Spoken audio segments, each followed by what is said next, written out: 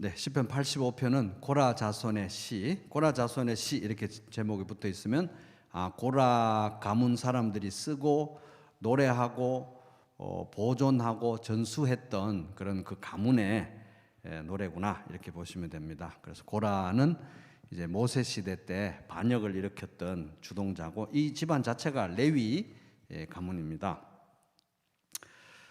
근데 이제 자식들은 살아남았죠, 심판으로부터. 그리고 다윗 때에는 다윗이 제일 힘들 때 같이 동행하면서 또 동고동락했던 사람들이고, 다윗이 왕이 되었을 때는 이제 찬양대로 편성되고 특별히 성전 문지기 역할을 맡은 그런 집안이 되었습니다. 그리고 이제 뭐 이스라엘 역사상 중요한 고비마다 등장해서 또 충성하고 헌신하는 그런 모습 볼 수 있고요. 특별히 포로 시대에 이들이 또 그 바벨론 땅에서 신앙을 유지하고 지키고 돌아오는데 상당수가 돌아왔습니다. 돌아와서 이 영적 재건 운동에 굉장히 헌신해서 두각을 드러내고, 그래서 누가 봐도 신앙의 명문가다 할 수 있을 정도로 역대상 9장에 16절이 할애돼 가지고 이 가문에 대해서 얘기하고 있습니다. 근데 이 사람들의 노래가 이 시편에 이렇게 기록이 되어 있는 거예요. 그래서 이제 포로 기간 동안에도 이들은 신앙의 정체성을 간직했다. 그래서 이제 오늘 이제 이 85편은 1절 내용을 보면은 여호와여 주께서 주의 땅에 은혜를 베푸사 야곱의 포로된 자들이 돌아오게 하셨으며, 그래서 포로 귀환 이후의 상황에서 이 시를 쓴 것으로 보입니다. 그래서 포로 귀환한 거예요. 그래서 포로 기간 동안에는 바벨론에서 고통스럽게 신앙을 유지하고 또 신앙을 상속하고 이렇게 기도하다가 돌아온 겁니다. 돌아와서 그 상황에서 이제 이 시를 쓴 겁니다. 근데 이제 포로 귀환에서 돌아왔으면, 포로 시대에서 돌아왔으면 그렇게 이제 하나님께 죄를 지어 가지고 바벨론으로 포로로 갔다가 기도하고 이렇게 견뎌서 돌아왔으면 그 전보다는 뭐 상황이 초라하겠지만은 또 영적으로 부흥하고 회복되어서 이제 경건하고 헌신된 삶을 살아야 될 텐데 그게 그렇지 않았던 거예요. 그래서 하나님 은혜와 용서로 돌아왔는데 이들이 또 영적 안일함과 또 뭐 영적인 그런 불순종과 이런 그 말씀에 대한 그런 나태함 이런 것들로 또 이 국가적인 위기를 맞이한 그런 모습입니다. 그래가지고 또 살려주세요라고 이 고라 자손이 시를 쓰면서 기도하고 있는 내용이 이제 시편 85편의 내용입니다. 그래서 여호와여 1절 주께서 주의 땅에 은혜를 베푸사 야곱의 포로된 자들이 돌아오게 하셨으며, 그래 돌아왔다는 거예요. 그래서 2절 3절은 주의 백성의 죄악을 사하시고 그들의 모든 죄를 덮으셨나이다. 주의 모든 분노를 거두시며 주의 진노를 돌이키셨나이다. 돌아왔다는 것은 무엇을 의미하는가? 하나님이 용서하셨다는 겁니다. 용서. 여러분 용서가 얼마나 힘든지 아시죠? 용서는 이제 용서를 했다 이거예요. 용서를 해도 기억은 사라지지 않잖아요. 그죠? 용서를 해도 기억이 나니까. 그래서 용서를 해서 이렇게 마음을 먹어도 기억이 나니까 그가 저지른 끔찍한 죄를 생각하면 화가 나고 또 분노가 치밀어. 그래서 용서가 어려운 겁니다. 근데 하나님 같이 이렇게 똑똑하고 지혜로우신 분이 용서가 쉽겠냐고요. 다 기억하실 수 있는, 우리하고는 비교가 안 되는 지성을 가지신 하나님이신데, 근데 하나님이 용서하셨다 하는 겁니다. 용서하셨다는 것은 그 죄를 예수 그리스도의, 우리들로 말하면 예수 그리스도의 피로 덮으셨다, 가려주셨다. 그리고 그 분노를, 우리에게 쏟아질 분노를 거두셨다. 이 말은 우리에게 쏟아질 분노를 예수 그리스도에게 다 쏟아 부으셨다. 그래서 용서했다는 거예요. 이제 우리 식으로 보면 그런 거고, 이들로 봐도 바벨론 포로에서 돌아왔다는 건 용서하셨기 때문에 일어난 일이다. 그래서 하나님이 무슨 기억이 상실된 게 아니라 대속의 은혜로 이런 일이 벌어진 것이다. 용서를 의미한다. 그래서 은혜 위에 또 은혜가 더 쏟아졌다 하는 겁니다. 그런데 이제 지금 상황은 또 이스라엘이 범죄하고 타락해서 하나님의 진노의 대상이 되었어요. 영적 회복이 필요한 상황인데 그런 기도를 4절부터 이제 하는 거예요. 이 시대에. 그래서 우리 구원의 하나님이여 우리를 돌이키시고 우리에게 향하신 주의 분노를 거두소서. 그래서 이 이스라엘 사람들 돌아와서 어떻게 저 모양이니 그런 은혜를 입고 이러면서 손가락질을 하는 게 아니라 이 고라 자손들과 같은 남은 자들이 그 민족을 우리라는 개념으로 생각하고 우리가 같이 죄를 저지른 것처럼 대표로 회개하고 대표로 기도하고 대표로 나라를 위해서 하나님의 백성들을 위해서 이렇게 간구하는 겁니다. 주의 분노를 거두소서. 5절 주께서 우리에게 영원히 노하시며 대대 진노하시겠나이까? 수사 의문문이라 그랬잖아요. 그죠? 그래서 질문하는 게 아니라 안 그러실 거잖아요. 하나님 안 그러실까 압니다. 하나님의 성품으로 봤을 때 안 그러실까 압니다. 주께서 6절 우리를 다시 살리사 주의 백성이 주를 기뻐하도록 하지 않으시겠습니까? 그렇게 하실 거잖아요. 하나님 다시 우리가 하나님으로 인해서 기뻐할 수 있도록 하나님을 기뻐할 수 있도록 해 주시지 않겠습니까? 해 주실 거잖아요. 하나님 이렇게 기도하는 겁니다. 여호와여 7절 주의 인자하심을 우리에게 보이시며 인자하심 헤세드 변하지 않는 사랑을 우리에게 보이시며 주의 구원을 우리에게 보이소서 우리에게 주소서 살려주소서 회복시켜 주소서 이렇게 기도하고 있는 겁니다. 그러니까 이제 소위 경건하다고 하는 사람들은 이런 상황이면 그런 회개를 통해서 그런 하나님의 은혜를 통해서 바벨론 포로에서 돌아와서 이렇게 회복이 돼서 새로운 시작의 기회를 줬는데 그럼에도 불구하고 이스라엘이 이렇게 죄를 지어가지고 또 이런 위기 상황이 온 걸 보면 소위 경건하다 하는 사람들은 체념, 이제는 안 되겠다, 이제는 안 되나 보다, 체념과 아니면 막 분노, 이런 분노 아니면 냉서, 그러면 그렇지, 이 체념과 분노와 냉소에 빠져서 손가락질하기가 딱 좋은 상황이 이 상황이었습니다. 소위 경건하다고 하는 사람들이 그런 증상이 나타나기 완벽한 상황인데 이 시가 아름다운 것은 그런 상황에서 이런 경건한 사람들이 이런 기도를 했다는 거예요. 자기가 무슨 그 죄 지은 사람들의 그룹에 속한 것처럼 우리를 용서해 주시고 우리를 회복시켜 주시고 우리를 살려 주십시오 이렇게 기도했다는 거예요. 그러니까 이 사람들의 신앙은 도대체 어떤 신앙인가? 이제 1절에 보면은 아까 주의 땅에 은혜를 베푸사, 이 은혜를 베푸사 이 단어가 사실은 어여삐 여기다라는 의미예요. 어여삐 여기다, 좋아하다, 예뻐하다 이런 뜻입니다. 하나님이 우리를 예뻐하셔서 돌이키신 거구나. 예뻐할 게 뭐가 있습니까?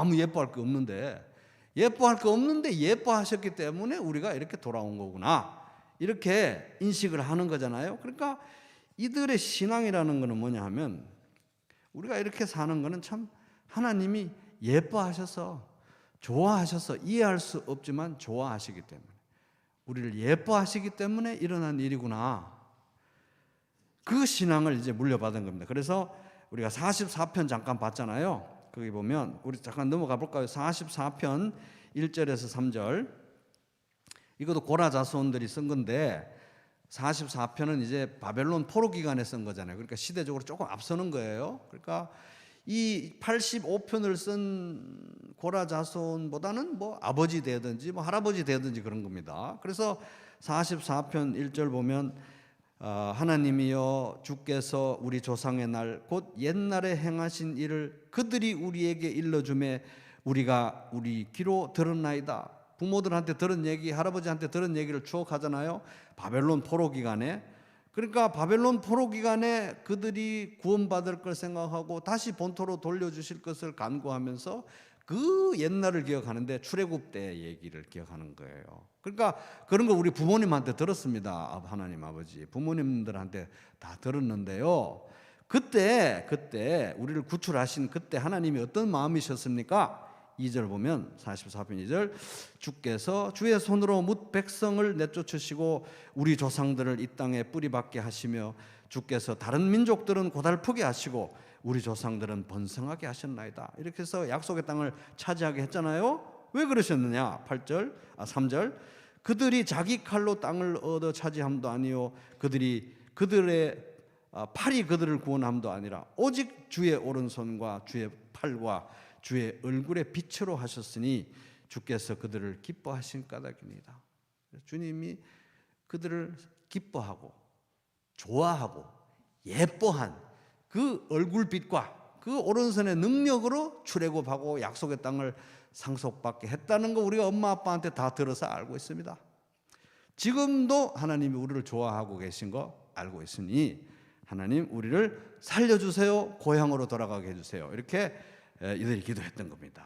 그러니까 그렇게 기도하는 그 기도의 원천이 뭐냐? 하나님이 나를 좋아하신다, 하나님이 나를 기뻐하신다, 하나님이 나를 사랑하신다, 이겁니다. 아멘.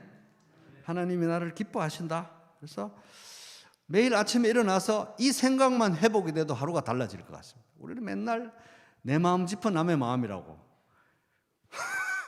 내 생각이 쿰쿰해요. 하나님을 향해서, 응? 아니면 나 자신을 향해서. 그러니까 하나님도 나에 대해서 이렇게 쿰쿰한 생각을 하시겠지. 그래서 내가 하나님에 대해서 그런 마음을 가진 건 좋은데 어떻게 할 수가 없으니까. 근데 하나님이 나에 대해서 가진 마음도 그런 식으로 오해를 하고 비틀고 안 믿으려고 하고 거부하고 이러는 정상이 일어나는데, 이들은 상속받은 게 하나님은 우리를 좋아하신다. 근데 이 사람들은 뭐 아직 예수 그리스도의 십자가를 못 본 상황이잖아요. 근데도 이걸 믿었단 말이에요. 그럼 우리는 예수님의 십자가를 분명히 봤기 때문에, 그걸 믿기 때문에, 그리고 그 예수님이 지금 살아서 우리와 동행하시기 때문에 나는 맨날 마음이 왔다 갔다 하고 의심이 들기도 하고 좋아하다가 안 좋아하다가 이러지만, 하나님이 나를 향한 마음은 그리스도의 십자가를 통해서, 예수님을 통해서 나를 보시니까 항상 좋을 수밖에 없다. 나를 좋아하실 수밖에 없다. 진짜 좋아한다. 그래서 적어도 하나님의 마음을 들여다볼 때는 내 마음 짚어 남의 마음이 아니라 정말 하나님 나를 좋아하시는구나, 이렇게 우리가 이걸 받아들여야 된다는 것입니다. 그걸 이제 매일 확인하고 이제 주님과 동행해야 되는 거죠. 이 신앙을 물려받은 겁니다. 그래서 다시 85편으로 돌아오면은, 그래서 이게 이제 그 바벨론 포로 기간 동안에도 이 고라 자손들이 그런 마음으로 하나님의 얼굴빛에 대한 인식, 하나님이 나를 좋아하셔서 내가 사는 거지, 내가 뭘 하나님을 잘 섬겨서 내가 은총을 받는 거 아니다, 그냥 하나님이 나를 좋아하시는 거다, 선택하신 거다, 그 은혜 가운데 사는 거다, 이걸 이 사람들이 알았기 때문에 민족을 위해서 그렇게 기도한 거잖아요. 그죠? 그 바벨론 포로 기간에도 기도했고, 그런 신앙을 상속받아서 바벨론 포로가 끝나고 지금 이 폐허가 된 이 고국으로 돌아왔는데 또 배은망덕하게 또 범죄할 때 여전히 똑같이 우리를 사랑하시는 하나님을 기억하면서 기도했잖아요. 그죠? 그러니까 지금 이 시대에도 이런 성도가 진짜 필요하다. 그래서 뭐 하나님 말씀 너무 잘 순종하고 너무 완벽하게 너무 반질반질하게 하나님을 잘 섬기는 이런 성도는 사실 별로 필요가 없어요. 그런 사람이 필요한 게 아니라 누가 필요합니까? 하나님의 얼굴빛을 기억하는 사람이 필요한 거예요. 그래서 그 얼굴빛을 기억하고 내가 그 얼굴빛 때문에 살아있구나, 우리 교회가 살아나려면 그 얼굴빛을 바라보고 기도해야 되는구나. 그래서 그 얼굴빛을 보고 주님 우리 가정교회를 살려주십시오, 우리 교회를 살려주십시오, 우리 대한민국 교회를 살려주십시오, 이렇게 기도하는 성도가 필요하다는 것입니다. 너무 잘하는 그런 성도는 별 필요가 없어요.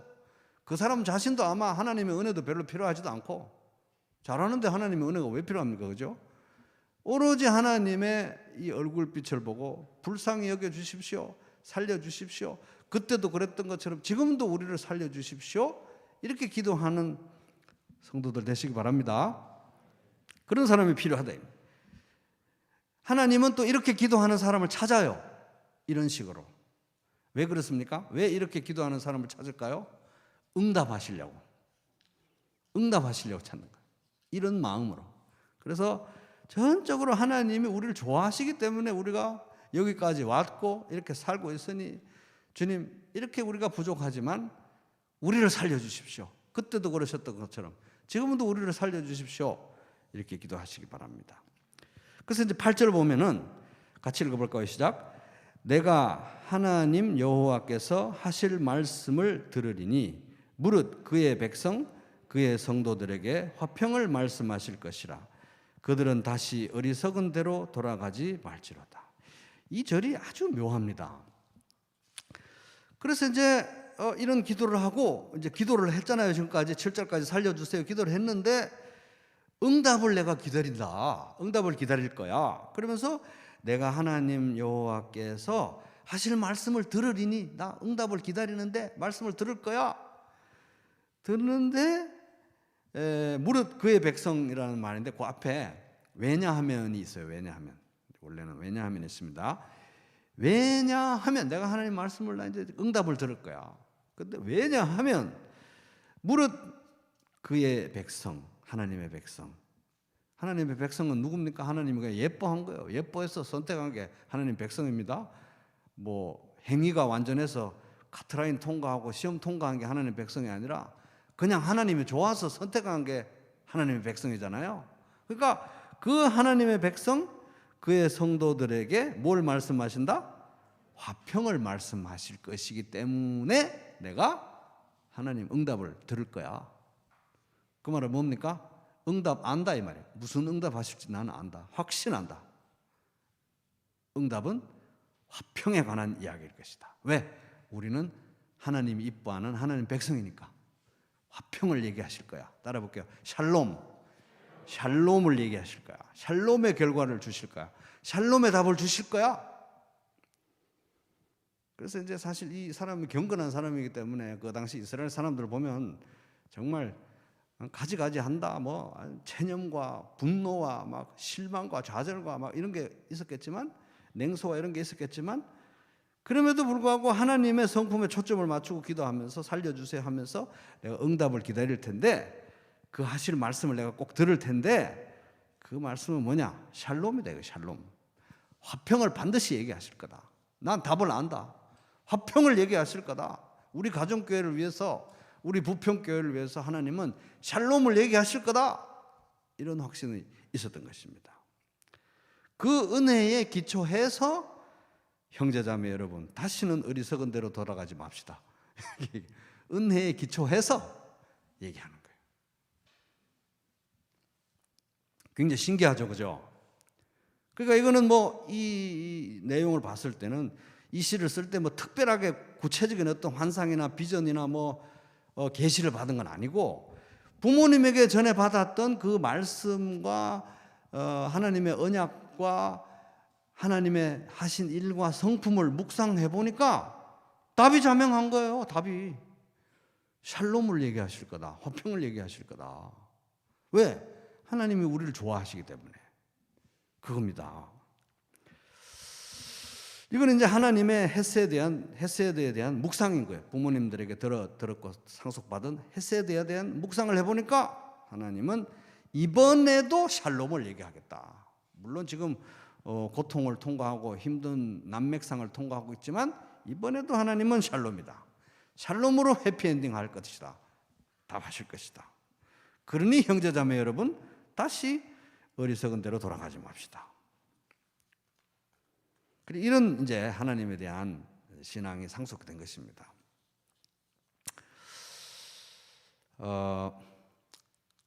9절 진실로 그의 구원이 진실로 반드시 진실로 하나님의 구원이 그를 경외하는 자에게 가까우니 영광이 우리 땅에 머무르리이다. 우리가 하나님을 경외하고 우리가 하나님의 백성인데 하나님이 우리에게 샬롬을 주시지 않겠느냐? 반드시 샬롬을 주시고 우리를 구원하시고 하나님의 영광이 이 땅에 머물게 해주실 것이다. 하나님의 영광이 머무는 그런 땅이 되게 해주실 것이다. 이렇게 기도하는 겁니다. 근데 이제 이 기도할 때는 기원전 한 400년 이렇게 전후가 됐다고 보면은 사실 이제 냉정하게 보면은 이 사람의 기도 응답은 살아있을 때 된 게 아니거든요. 앞으로 한 400년이 지나야 돼요, 사실은. 자기는 모르고 했겠죠. 모르고 기도하고 모르고 믿고 기도하고 순진하게 믿고 기도하다가 갔습니다. 죽었습니다. 그러면 이 사람의 기도는 헛된 것이었는가? 이 사람의 소망은 헛된 것이었는가? 하나님이 샬롬으로 대답하실 것이다 라고 했던 그런 간절한 기대와 소망은 바보 같은 짓이었냐 하는 것입니다. 그건 아니라는 거예요. 우리도 마찬가지도, 우리도 이제 이 사람의 기도는 예수님의 오심, 400년 뒤에 예수 그리스도의 오심을 통해서 응답되잖아요. 지금 이 시대에 우리의 모든 기도들의 궁극적인 응답은 예수님의 재림을 통해서 응답이 됩니다. 그죠? 완성이 되는데, 예수님이 우리 시간 지나고 보면 뭐 내년에 오실 수도 있고 100년 뒤에 언제 오실지도 모르잖아요. 나중에 지나고 보면 우리는 너무 순진하게 기도하다간 참 불운한 시대로 그냥 남는 거냐 이겁니다. 우리의 기도는 샬롬으로 응답하실 거라고 이렇게 믿는 것이 무의미한 행동인가? 어떻게 생각하면 그렇죠. 왜 자기 당대 응답 안 될 줄도 모르고 이렇게 기도한 거 아닙니까? 400년이나 지나야 될 줄 몰랐잖아요. 근데 이 성도의 기도의 신비는 뭐냐면은, 하여튼 모든 기도 응답의 실체가 뭐냐? 모든 기도 응답의 실체는 하나님 자신이에요. 그죠? 우리는 모든 기도 응답의 실체는 예수 그리스도 자신이라는 거예요. 왜? 예수님 안에 다 있기 때문에. 그래서 샬롬으로 응답하실 것이다. 이 기도에 현실적이고 구체적으로 손으로 만지는 응답은 뭐 당대에 안 일어났을 수도 있죠. 근데 이 기도를 하고 하나님 앞에 나아가고 하나님 앞에 친밀히 나아갈수록 그 기도의 실체인 하나님 앞에 더 가까이 나아간 겁니다. 그죠? 그러니까 이런 소망은 헛된 게 아니라는 거예요. 왜냐하면 목적지가 예수 그리스도, 우리의 표대는 예수 그리스도니까. 중요한 건 이런 기도를 해야 될 상황, 저런 기도를 해야 될 고통, 이런 기도를 해야 될 문제, 저런 기도를 해야 될 골치 아픈 일들, 이 가운데 응답이 구체적으로 현실적으로 당장 올 수도 있고 못 올 수도 있고 좀 늦게 올 수도 있고 빨리 올 수도 있지만, 이게 중요한 게 아니라 이걸 통해서 예수를 더 알아가고 예수님께 더 나아가고 예수님을 더 사랑할 수 있다면 그게 최종적인 응답이니까 기도는 한 톨도 낭비되지 않는다 하는 겁니다. 그래서 이 사람은 400년 뒤에지만 그는 그만큼 간절하게 부르짖으면서 하나님 앞에 나아갔고, 우리도 응답이 언제 올지도 모르고 뭐 당대에 올지도 모르고 하지만 그만큼 예수 그리스도에게 나아갈 수 있다면, 길의 방향이 그렇다면, 왜냐하면 예수님이 길을 만들어 가시는 분이기 때문에 기도는 한 톨도 낭비되지 않는다 하는 것입니다. 그래서 이 사람의 이 기도는 헛된 것이 아니었다. 근데 이제 이분이 이렇게 기도를 하는데 이 사람이 바라는, 소망하는 샬롬은 어떤 샬롬이냐는 거예요. 뭐 하나님의 영광이 이 땅에 임할 것이다라고 하는데 그 영광이 도대체 어떤 모습이냐는 겁니다. 그는 구체적으로 어떤 걸 바라고 소망했느냐 하는 거예요. 뭐 잘 먹고 잘 사는 걸 기도했을까요? 아니면 도대체 구체적인 어떤 응답을 기대했을까? 이 10절과 11절을 보면 진짜 참 놀랍습니다. 그래서 10절 볼게요. 이 사람이 기대하는 샬롬이라는 건 도대체 뭐냐? 이 사람이 기대하고 있는 하나님의 영광이라는 건 도대체 뭐냐? 10절, 인애는 여기 헤세드, 변함없는 사랑, 한결같은 사랑이죠. 인애와 진리, 진실, 에메트, 진실, 인애와 진리가 같이 만나고, 의, 바름, 공의, 정의 뭐 그런 거죠. 체데크, 의와 화평, 샬롬이 서로 입을 맞추며, 의인화한 거예요. 입을 맞추고, 만나고 입을 맞추고, 진리는 땅에서 솟아나고 의는 하늘에서 굽어 보도다. 요거를 원하는 거예요. 요런 그림을 가지고 주여 이렇게 응답하여 주시옵소서.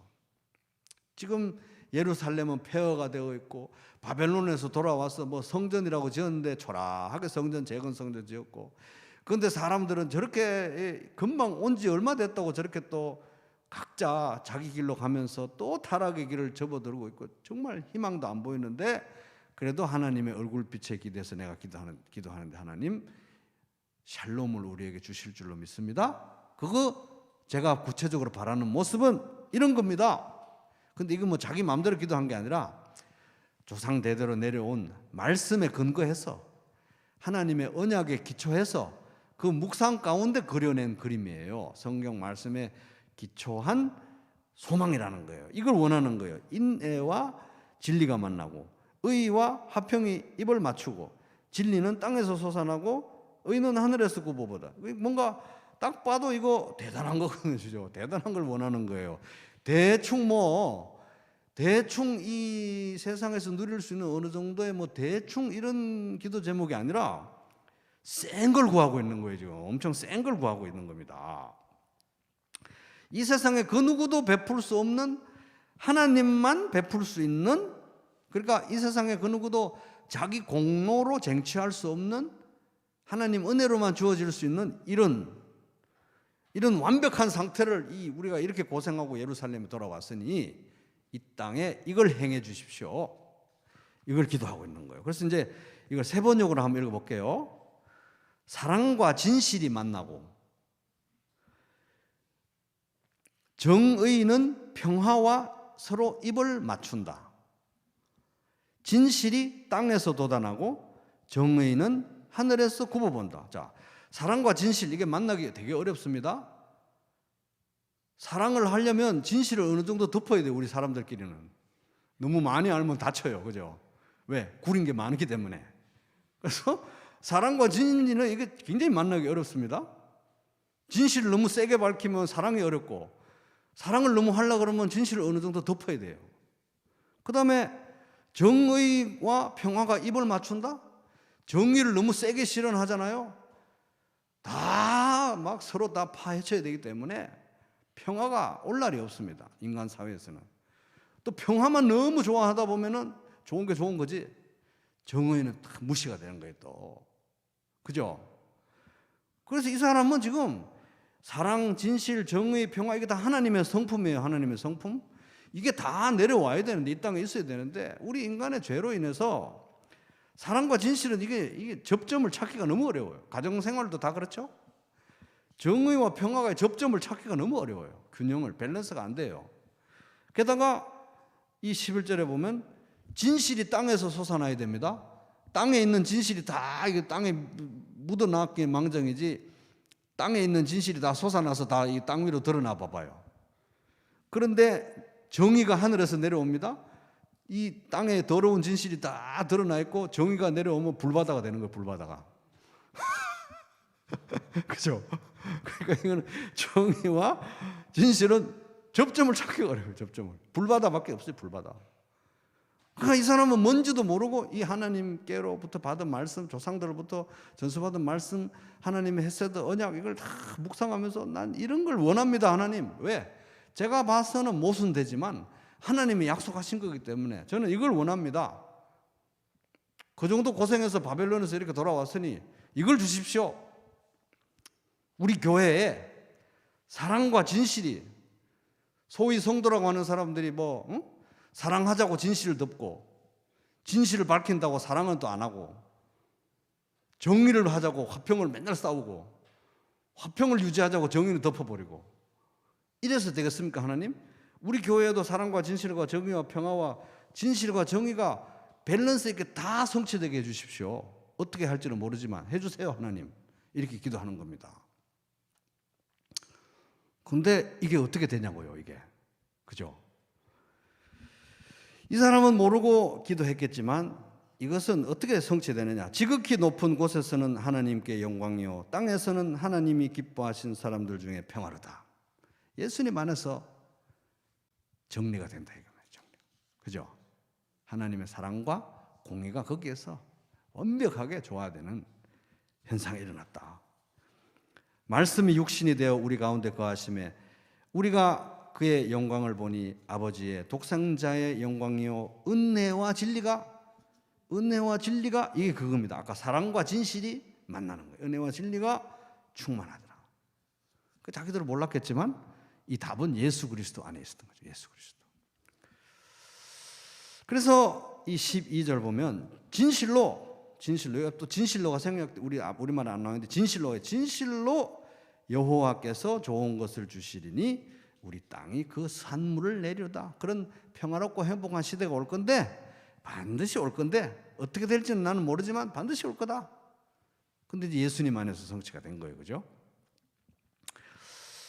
그래서 우리의 신앙은 참 뭐 산에 가서 이렇게 명상을 하고 막 이렇게 조용하게 묵상하면서 애매모호한 어떤 거를 막 이렇게 해서 산은 산이요 물은 물이고 막 이렇게 애매하게 이렇게 해서 뭐 이렇게 좀 신비 전략으로 해서 뭔가 도튼 것 같이 이렇게 이런 식의 이게 종교나 신앙이 아니고, 이 여기에 시편에 나와 있는 이런 모든 위대한 사상들이 아주 뭐 어려운 뭐 영국 저 옥스포드 도서관에 뭐 책으로 탁 이렇게 정리된 이런 것도 아니고, 위대한 그런 사상가의 말로 나오는 것도 아니고, 너무 현실적으로 아기 예수를 통해서 나타나 버렸어요.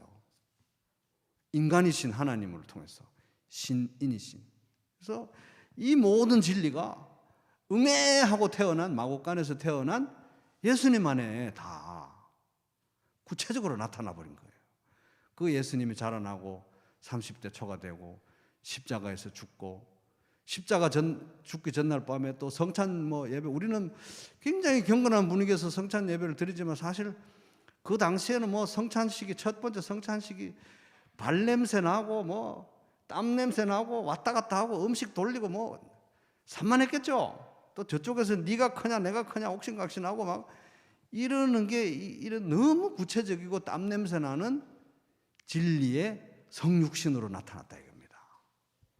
그러니까 이 사람이 얘기하는 이런 고차원적인 모든 것이 우리 가운데 걸어 다니시고 먼지 풀풀 나는데 걸어 다니신 그 아기 예수를 통해서 태어나가지고 죽음과 부활을 통해서 지금도 그분이 우리와 같은 모습으로 하나님 보좌 우편에 앉아 계시는데, 저는 우리가 뭐 성육신 맨날 그렇게 얘기하는데 이 성육신은 정말 믿어지지가 않아요. 여러분 그게 믿어집니까? 하나님이 육신을 통해서 오셨다고 하는 게 이거 너무 쇼킹한 거예요. 그래서 매일 눈 뜨고 생각해봐도 매일 깜짝깜짝 놀래요. 하나님이 나와 같은 몸으로? 만약에 진짜 내가 사는 이 시대에는 그냥 이렇게 형이상학적으로 제가 믿어서 다행이지, 만약에 그 당시에 제가 있었다면 저는 잘 안 믿었을 것 같아요. 저는 스타일이. 근데 너무 구체적으로 예수님이 오셨다는 겁니다. 그리고 지금도 하나님도 보좌 우편에 앉아 계신 모습도 뭐 형이상학적으로 이렇게 철학적으로 앉아 계신 게 아니라 너무 구체적인 모습으로 하나님이 앉아 계시는 거예요. 예수 그리스도가. 여기에 이 모든 게 다 충족이 됐다는 것입니다. 사랑과 진실이 만나고 정의와 평화가 서로 입을 맞추고 진실이 땅에서 솟아나고 정의는 하늘에서 굽어본다. 이게 이 예수님 안에 다 통합이 돼가지고 있는데, 그 예수님이 우리와 지금 동행하고 계신다 하는 것입니다. 그래서 이제 13절, 의가 주의 앞에 앞서가며 주의 길을 닦으리로다. 이거 다른 번역으로 보면 의가 주 앞에 가서 우리를 주께서 걸으시는 길에 둘 것입니다. 이거는 좀 우리말 번역이고, 영어 성경은 보면 예를 들어서 그렇습니다. 의가 그 앞에 가고 그분의 발자국들을 길로 만들어 줄 것이다. 그러니까 이제 발자취를 남기는데 그게 우리의 길이 될 거다. 그죠? 그러니까 결국 이 의를, 위로부터 오는 의를 이루는 분은 예수님이고, 그 예수님의 발자취를 우리가 따라갈 수밖에 없다. 이게 이제 구체적인 성취의 내용인 것입니다. 그런데 이제 결국은 오늘날 우리 관점에서 보면 이것은 예수님께서 이루신 의고 우리는 예수님의 발걸음을 따라간다.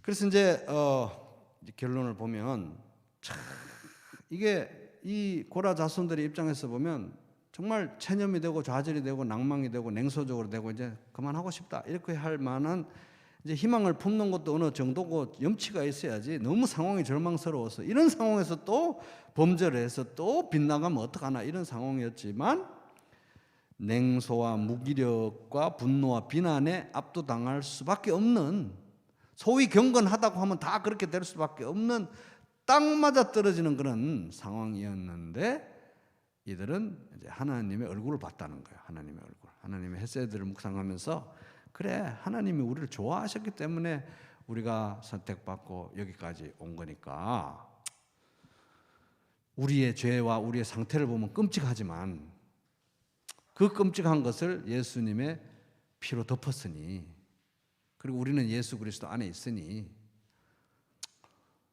또 얼굴빛을 보면서 햇새들을 구하는 방법 말고는 뭐가 있겠습니까? 그죠?